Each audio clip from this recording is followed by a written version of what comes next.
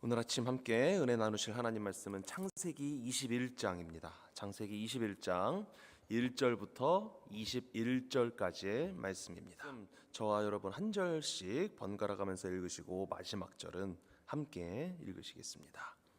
1절 제가 먼저 읽겠습니다.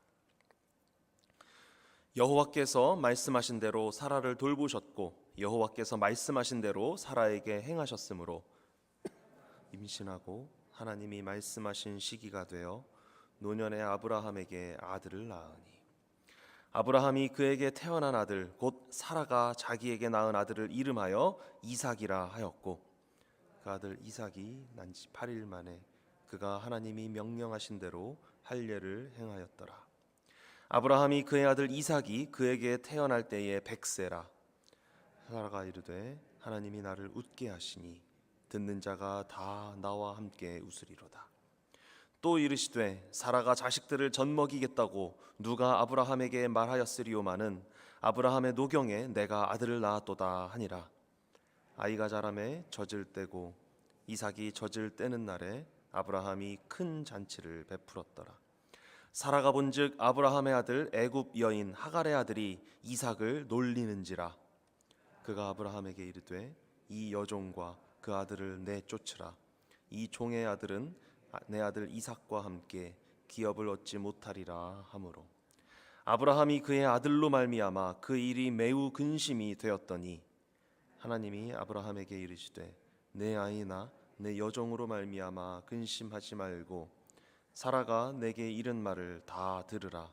이삭에게서 나는 자라야 내 씨라 부를 것임이니라. 그러나 여종의 아들도 내 씨니 내가 그로 한 민족을 이루게 하리라 하신지라.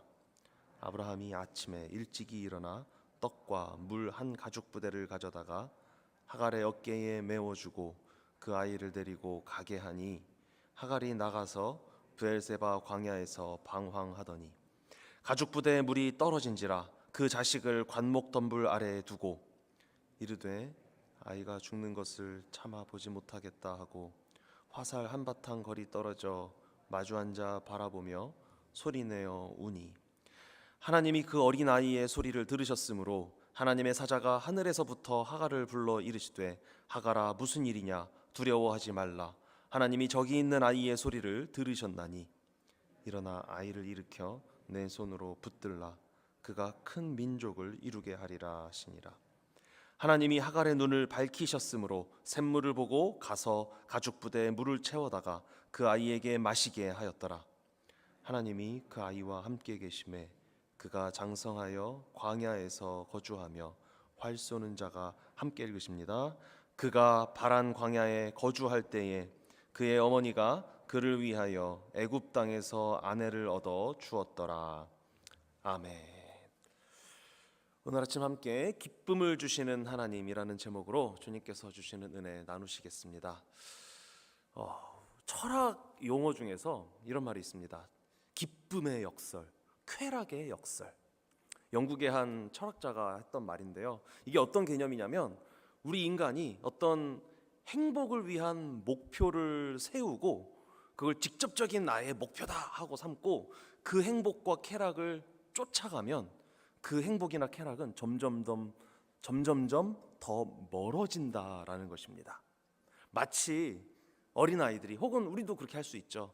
나비를 잡으려고 손을 뻗어서 다가가면 그 나비는 점점 더 도망가서 잡기 힘들어지죠.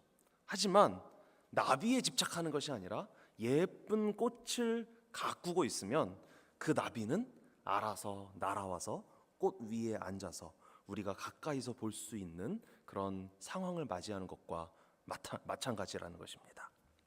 현대인들은 웃을 일을 찾아 헤맵니다. 즐거움을 찾아 헤맵니다. 유튜브의 짧은 영상들 멍하게 바라보면서 도파민을 찾고요.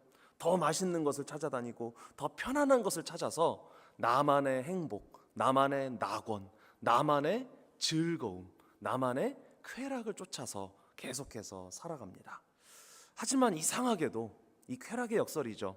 우리가 웃기 위해서 그 웃음에 집착해서 행복에 집착해서 웃으려고 애쓰면 애쓸수록 우리 마음의 한 구석에는 공허함이 찾아오는 것을 부인할 수 없습니다. 피할 수가 없습니다. 내가 만든 웃음은, 우리 인간이 만든 웃음은 어쩔 수 없이 유통기한이라는 것이 있기 때문입니다. 오늘 본문인 창세기 21장은 어쩌면 성경 전체에서 가장 드라마틱한 웃음이라는 것이 등장하는 그런 장이 아닌가 싶습니다. 100살 먹은 할아버지와 90살 먹은 할머니, 그 집에서 두 분의 슬하에서 정말 신기하게도 아기가 태어나서 아기의 울음소리가 들립니다. 이것은 인간이 억지로 만들어내서 쥐어짠 그러한 웃음소리가 아니었습니다. 하나님께서 위에서부터 부어주신 기적과 같은 기쁨이었습니다. 오늘 아침에 이 말씀을 저와 여러분 함께 나누면서 우리가 억지로 만들어내는 그러한 인간적인 기쁨이 아니라 하나님께서 주시는 진짜 기쁨, 그 진짜 기쁨의 비밀을 함께 발견할 수 있기를 예수님의 이름으로 간절히 소망합니다. 오늘 본문은 그 시작부터 참 의미심장한데요. 21장 1절, 2절, 2절 말씀을 같이 한번 읽어보시겠습니다. 2절입니다. 1절, 2절 시작. 여호와께서 말씀하신 대로 사라를 돌보셨고 여호와께서 말씀하신 대로 사라에게 행하셨으므로 사라가 임신하고 하나님이 말씀하신 시기가 되어 노년의 아브라함에게 아들을 낳으니. 아멘. 같은 표현이 3번 반복됩니다. 이 2절 사이에서. 말씀하신 대로. 하나님은 말씀하신 대로 반드시 행하는 분이신 줄 믿습니다. 여러분, 이 말씀이 성취되기 전에 아브라함과 사라가 어떤 상태였는지 혹시 기억하십니까? 워낙 유명한 이야기잖아요. 불과 1년 전에 창세기에서 보면 17장과 18장 2절 이야기인데요. 거기서 하나님께서 이 두 사람에게 각각 찾아가셔서 내년 이맘때 너희에게 아들이 생길 것이다 라고 말씀하셨습니다. 그때 아브라함의 반응, 사라의 반응 어땠습니까? 웃었죠. 웃었습니다. 그런데 그 웃음은 기뻐서 웃는 웃음, 좋아서 웃는 웃음, 행복해서 웃는 웃음이 아니었습니다. 내 나이가 100살인데 내 아내는 이미 경수가 끊어져서 임신할 수 없는 신체적 상태를 가지고 있는데 90살인데 말이 되나?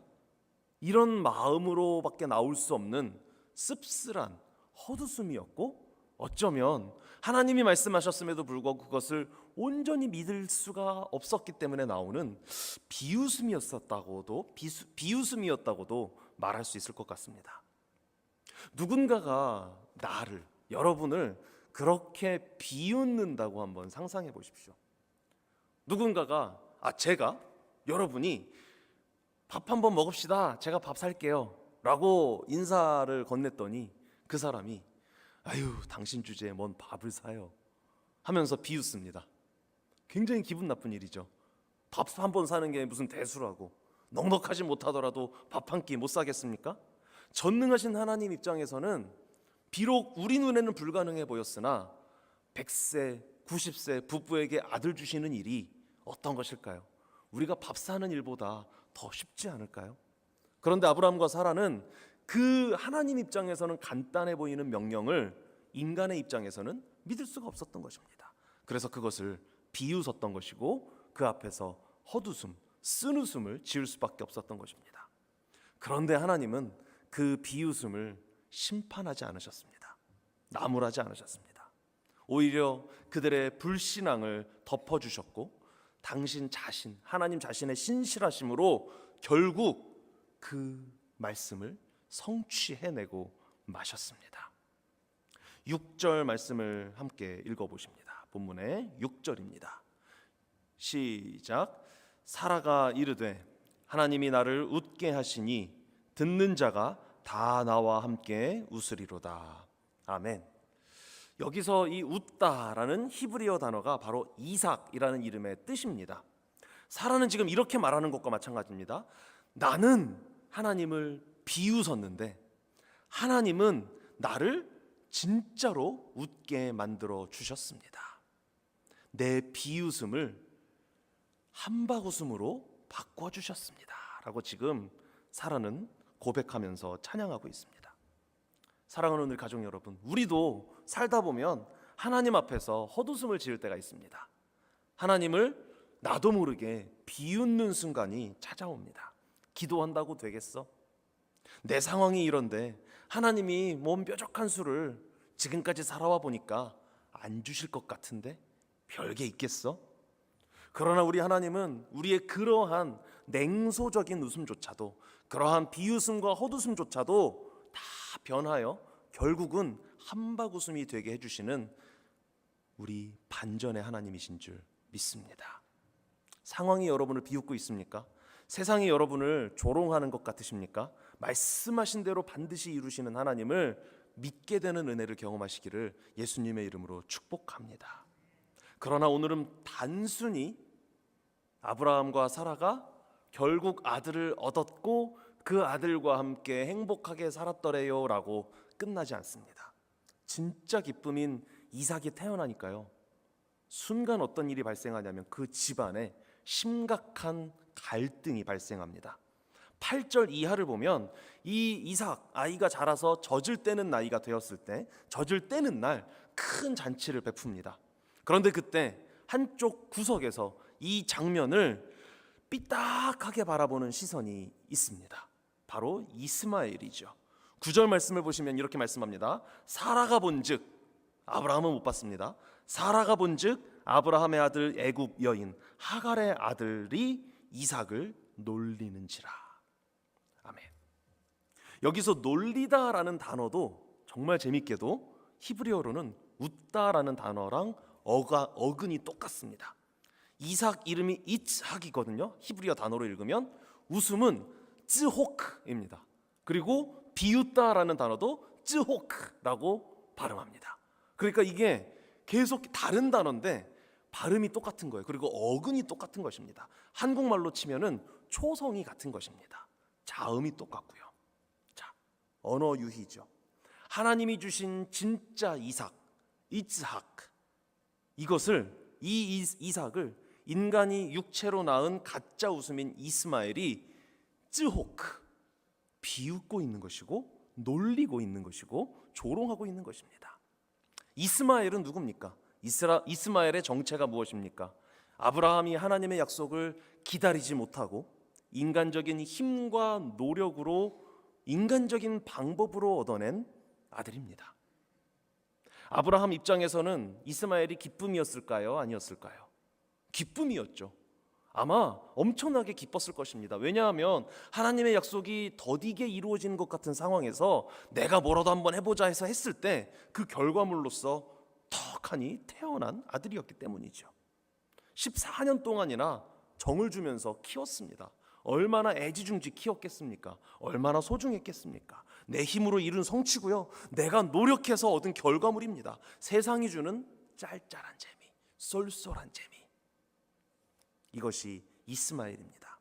그런데 성경은 냉정하게 선포하고 있습니다. 하나님이 주신 약속의 자녀인 이삭이 오면 인간의 노력으로 육체로 낳은 자녀인 이스마엘과는 결코 함께 갈 수 없다라는 것입니다. 갈라디아서 4장에서도 사도 바울은 이 사건을 해석하는데요, 영적으로 해석합니다. 이것은 육체의 소욕과 성령의 소욕이 서로 충돌해서 싸우는 장면이라는 것입니다. 우리 안에는 여전히 내가 만든 기쁨이 있습니다. 세상적인 안정을 추구하는 이스마엘이 떡하니 버티고 있습니다. 그리고 그것들을 하나님이 주시는 은혜를 조롱합니다. 은혜가 밥 먹여줘? 적당히 타협하면서 살아. 뭐 그렇게 빡빡하게 하나하나 다 지키려고 그래? 하지만 사라의 입을 통해서 선포된 하나님의 뜻은 아주 단호합니다. 10절 말씀을 같이 읽어보시겠습니다. 본문의 10절입니다. 시작. 그가 아브라함에게 이르되 이 여종과 그 아들을 내쫓으라. 이 종의 아들은 내 아들 이삭과 함께 기업을 얻지 못하리라 하므로. 아멘. 공존은 불가능하다는 것입니다. 진짜가 오면 가짜는 떠나가야 한다라는 것입니다. 아브라함에게 이 명령은 청천벽력과도 같았습니다. 11절에 보면 아브라함이 이 일로 말미암아 매우 근심이 되었다라고 말씀합니다. 당연하겠죠. 아까 말씀드렸던 것처럼 이스마엘도 아브라함 입장에서는 내 자식입니다. 그리고 내가 노력해서 얻은 결과물이고 14년 동안이나 애지중지 키워온 외아들입니다. 독자입니다. 우리가 신앙생활하면서 힘든 순간이 언제입니까? 그리고 결단은 힘들게 할지 몰라도 실행하는 것은 더 힘든 그런 순간이 어떤 순간이냐면요, 내 손에 쥐고 있었던 이스마엘이라는 것들을 내보내야 할 때가 가장 힘이 듭니다. 내가 의지하던 돈, 내가 자랑하던 내 조건, 나의 스펙, 내가 기뻐하던 내가 쌓아 올린 나의 노력의 결과물들, 그리고 주님보다 더 즐거워했던 인간적인 즐길거리들, 이것들을 중단하는 것, 끊어내는 것, 내보내는 것, 이런 것은 나 자신을, 내 살을 도려내는 것과 같은 고통이 따르는 일들입니다. 그래서 사실은 상상밖에 못하죠. 아니요, 상상하기도 힘듭니다. 그러나 여러분, 하나님은 잔인한 분이 아니십니다. 하나님께서 아브라함에게 말씀하십니다. 근심하지 말고 네 아내 사라의 말을 따라라. 왜냐하면 이스마엘을 떠나보내는 것이 역설적이게도 이스마엘을 살려주는 것과 마찬가지이기 때문입니다. 오히려 내가 붙들고 있을 때보다 하나님께서 돌봐주실 때 하갈과 이스마엘은 생존할 수 있었고 안전하게 살아갈 수 있었다는 것이 오늘 본문을 통해서 그대로 드러납니다. 아브라함이 눈물을 머금고 하갈과 이스마엘을 광야로 결국 내보냅니다. 물이 떨어져서 죽게 된 그 순간 하나님은 하갈의 눈을 밝혀서 샘물을 보게 하십니다. 그리고 약속하십니다. 17절과 18절 말씀 제가 읽겠습니다.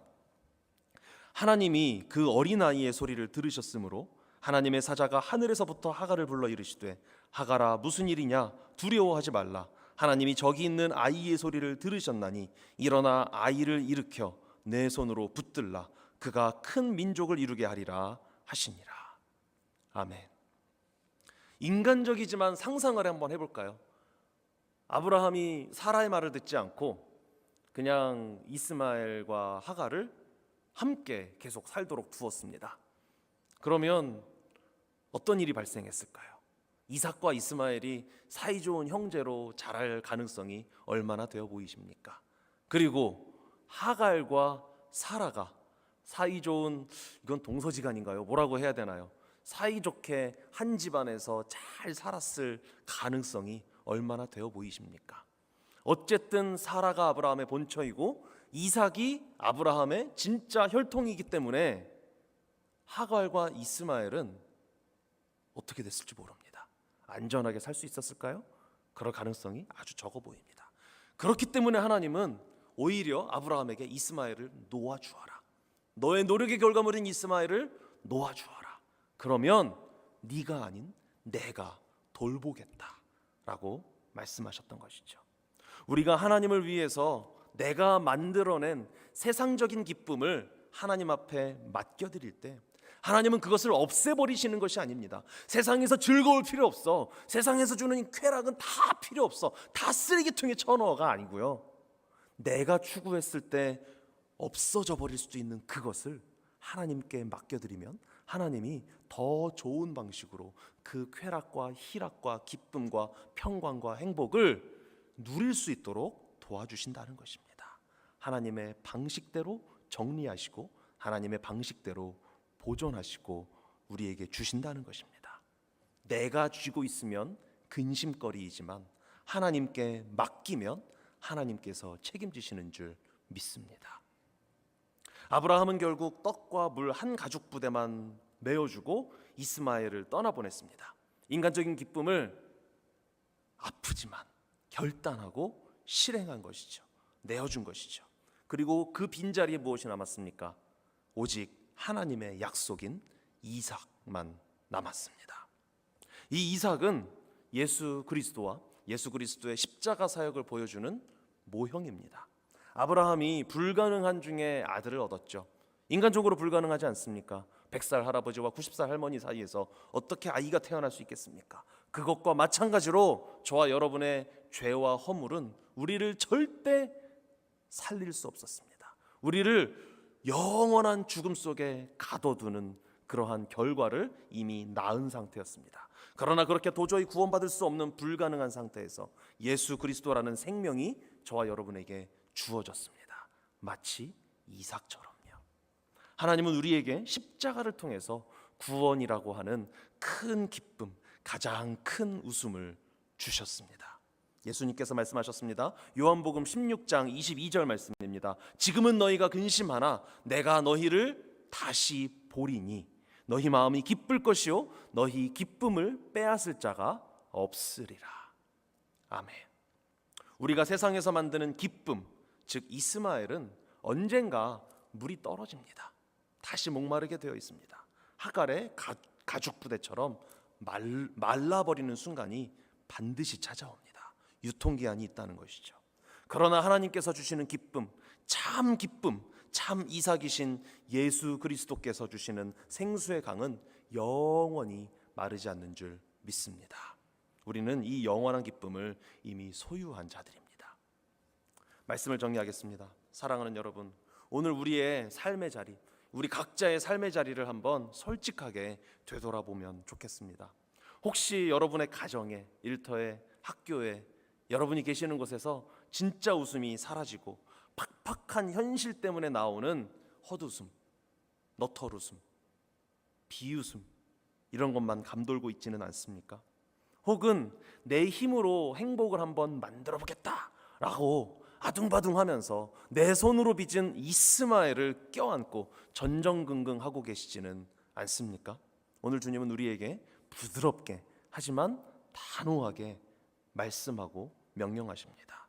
네가 만든 그 가짜 기쁨을 나에게 맡겨라. 네가 쥐고 있으면 이스마엘 근심거리밖에 되지 않지만 나에게 맡기면 내가 보존해 줄 것이다. 그리고 내가 주는 진짜 기쁨인 이삭 예수 그리스도를 누려라. 우리가 손에 꽉 쥐고 있는 가죽 부대의 물은 언젠가 반드시 마르게 되어 있습니다. 내가 만든 안전장치, 내가 계획한 행복의 시나리오는 끝내 바닥을 드러내고요, 작은 일에도 좌지우지되면서 안정적이지 못할 수 있습니다. 그러니 그것들을 내가 쥐고 있는 것이 아니라 하나님께 온전히 맡겨드리시기 바랍니다. 우리가 그것을 하나님께 내려놓는 순간 그 결핍이 바로 은혜가 되게 될 줄 믿습니다. 하나님께서 예비하신 샘물이 곳곳에서 터져나오게 될 것입니다. 우리의 영원한 이삭 되시는 예수 그리스도를 바라보는 저와 여러분들이 되시기를 간절히 원합니다. 십자가는 세상이 보기에는 실패였습니다. 그리고 조롱거리였습니다. 그러나 하나님께서는 그 십자가를 통해서 온 인류에게 구원이라고 하는 가장 큰 한바구음을 주시지 않았습니까? 우리의 슬픔을 변하여 기쁨이 되게 하시는 그 하나님이 지금 저와 여러분과 함께 하십니다. 억지로 웃으려고 애쓰거나 억지로 요즘 도파민을 터뜨린다 이런 표현을 하죠. 그렇게 억지로 하실 필요가 없습니다.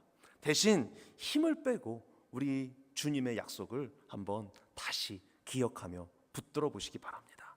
상황을 보면서 냉소하지 말고 말씀하신 대로 행하시는 우리 신실하신 하나님을 바라보시기 바랍니다. 그 믿음 안에서 세상이 알 수도 없고 줄 수도 없는 참된 평안과 기쁨을 누리는 저와 여러분이 되시기를 예수님의 이름으로 축복합니다.